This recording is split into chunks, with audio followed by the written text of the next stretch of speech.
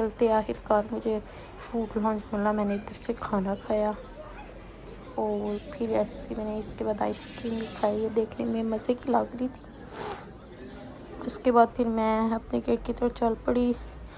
चलते मुझे मेरा गेट ना मिला, तो फिर मैंने उनसे पूछा, स्टाफ मेंबर से जो उधर खड़े होते हैं, तो फिर उन्होंने मुझे बताया स्कैन करके मेरा बोर्डिंग पास। तो फिर मैं गेट की तरफ चलती गई। उन्होंने मुझे घंटा पहले भेज दिया था। यार मैं फिर भी चलती रही और फिर आखिरकार मैं अपने गेट पे पहुंच गई।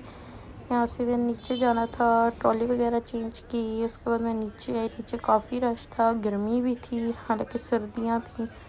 फिर मैंने कैमरे पे से अपनी फ़्लाइट का टाइम देखा, क्योंकि मैं दूर की नज़र कमज़ोर थी तब मुझे पता नहीं था मुझे ऐनक लग चुकी है। और मैं बैठी तो मैंने देखा कि कुछ बच्चे अपने ही लगे हुए हैं। जब हम इनकी उम्र के थे हम अपनी जगह से हिलते भी नहीं थे कि लोग देखेंगे तो क्या बोलेंगे। और ये देखो ज़रा अपने में लगे हुए हैं। खैर उसके बाद मैं अपने गेट के पास आके खड़ी हो गई, क्योंकि मुझे सबसे पहले ही जाना था। लेकिन फिर भी मुझे लाइन में खड़े होना पड़ा, क्योंकि मैं थक के पीछे जाके बैठ गई थी। और पाकिस्तानी बच्चे होने की वजह से जहाज़ में बहुत शोर था। कोई पीसफुल फ़्लाइट नहीं थी ये। बच्चे अलहदा लगे हुए थे, उनके अम्मा अब्बा उनको चुप कराने में अलहदा लगे हुए थे। लेकिन ठीक है, अल्लाह का शुक्र था कि हम सही सलामत पहुंच गए थे। इस एयरपोर्ट की इतनी लाइटिंग देख के मैं ये अक्सर सोचती हूँ कि अगर हमारे पाकिस्तान की गवर्नमेंट भी थोड़ा सा कुछ करे तो उस पाकिस्तान के एयरपोर्ट का रनवे भी इतना प्यारा, मतलब अच्छा सा लुक दे सकता है। लेकिन उनको तो अपनी हरकतों से फुर्सत नहीं है, वो दूसरों की क्या ही सुनेंगे। है वो तो घरों की बिजली सही करवा दें उतना ही काफ़ी है। ये तो फिर रनवे की लाइटें लगवाने की बात है।